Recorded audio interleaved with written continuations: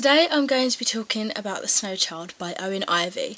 Now, this is going to be a mini review and a more detailed spoiler review, so when I get to that section I'll let you guys know, so in case you haven't read it you won't get any spoilers. So briefly what this book is about, it follows Mabel and Jack, a married couple who have moved to like a 1920s Alaska just to find, you know, their fortune. They come from a better off area where everything was kind of handed to them on the plate. More so Mabel than Jack. Jack did work on a farm with I think his brothers and, you know, father and stuff, but Mabel was in a really well-to-do family. So they got married and moved to Alaska to, as I said, find their fortune. They pretty much live their day-to-day life. The spark's kind of gone from their relationship. It's just a normal, you know, as they get older it gets drearier and drearier, nothing exciting happens until snow arrives. It's not like they've never seen snow before, they've lived in Alaska for a while by the time this happens, but a certain snowfall event happens and it changes their life for the rest of the book pretty much. So that's what it's about. Wow, it was just such a beautiful, beautiful story.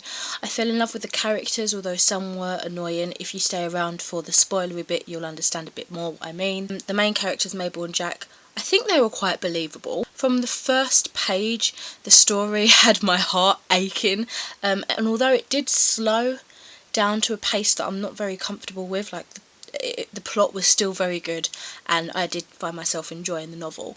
So I would definitely recommend this to you guys if you're into kind of like a realism fantasy kind of book. I gave it 4 out of 5 stars and I think it's something that I could read again probably around winter time, because that ironically was when I read this.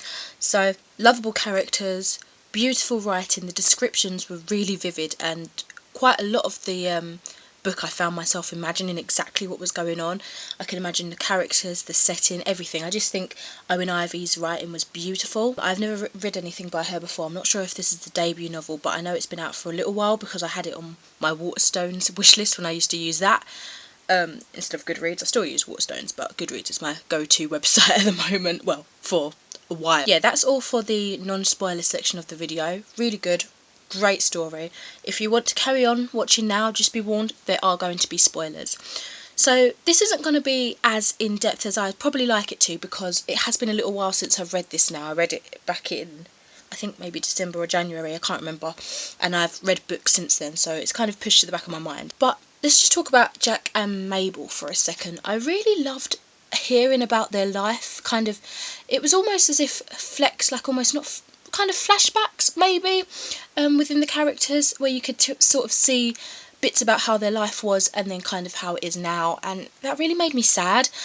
Just seeing them getting older and kind of less in love, it really hurt my heart. I don't know, it just really got to me, that part. I thought the way Eowyn Ivey wrote it was really good, like I was really gripped, quite scarily so actually. I loved all the characters, maybe excluding Garrett at times. I mean, he just seemed really hot-headed, and I can understand maybe because he's the youngest of like 3 boys and they've all got their sights on what they're going to be getting from like in terms of the farm and stuff like that from the parents, and he's kind of got to make his own way, but he was just too hot-headed and it got on my nerves, and I didn't understand his situation with Faina because he hated her, and I understand, you know, if he acts like he hates you, if he's picking on you, he's in love with you, that kind of thing that parents say when you're in primary school. But I don't know, it really seemed like he had a vengeance for her. He just wanted her not to be real, to prove to Mabel and Jack that they were crazy, and then he found that she was real, and of course she's like a young woman now, so oh my god, she's beautiful. I wasn't expecting a romantic like thing, you know, other than Jack and Mabel, but I was not expecting anything there. Well, as it was getting closer and closer I was like, oh, she's probably going to squeeze in something, but I don't know. I understand what it was for the plot, like it kind of needed to happen, but I don't know, in a way I still think it could have been written in a different way without that. I think it's just because my problem is with Garrett. I do like him a lot, he's a really good character, it's just I don't know. I did find myself a little bit disorientated when Faina was around, specifically when she was like with say one person, say like Jack, and they were in the woods or something, because obviously there's a lack of speech marks, and I can understand that's how it makes you think, because is she real, is she not? It kind of makes you think, is she speaking in their head? Is this a fantasy book? I was a bit trippy. I didn't know exactly what the book was giving me in terms of fantasy, you know, other genres that I'm not aware of. But that kind of made me understand that she's very softly spoken. It's like she's inside your head, hauntingly kind of thing. So it was good in that aspect. It just kind of confused me, especially when there was more than one person and there was speech, because I was like, okay, so are they actually thinking this, or are they talking it, or who's talking, you know? I don't know. Disorientated me when I wasn't paying full attention. So Faina's disappearance, that was predictable because of Mabel's fairy tale story that she kept referring to. Obviously something had to happen to this snow child, right?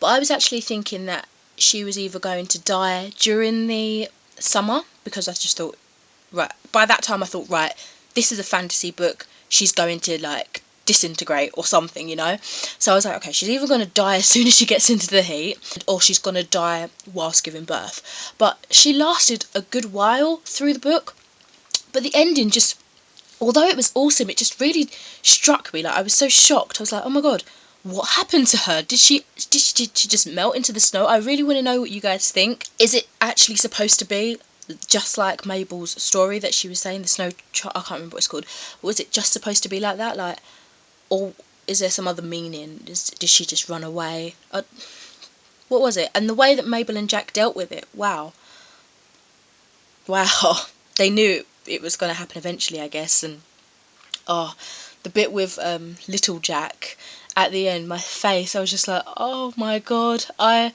wanted to cry. No, that whole situation was too cute, and it made me upset. And her and the, what are they called? I want to call them the Bensons, you know, Garrett's parents. I can't remember what they're called, silly me.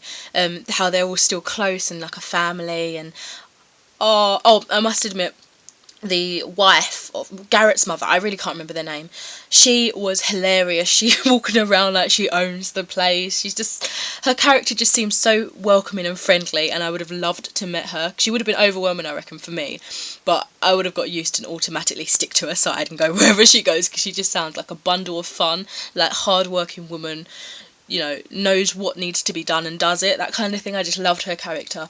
Mabel was a bit weak in that aspect when they were compared with, like, when they were with each other. I can see comparisons and, you know, stuff like that. And made me feel that Mabel was too feeble, and it kind of pissed me off. I really loved the fact that the author added in the daughter in the snow at the end of this book. I just feel like you as a reader could really understand where she was drawing her inspiration from, and from adding that little like that little bit of the book, or the whole book, the story, you could see the similarities and differences and kind of be like, oh, so that's why that's that. You can understand the story more. And don't just a really like vain thing to say, but isn't this just a beautiful cover? Like, the printing of it, it's like it's been worn, the trees and the little image of Faina and her fox, and the bit with the fox, that's why I hated Garrett. Well, not hated him, but that's why I disliked him, because of he just wanted to shoot the fox. He knew he wasn't supposed to shoot a fox. He shot the fox, so that got on my nerves. But sidetracking, yeah, beautiful cover. I really enjoyed this. There's so much that I've forgotten to say, and it's going to bug me when I edit this and remember, but this is such a great story. Like, it was really, really good.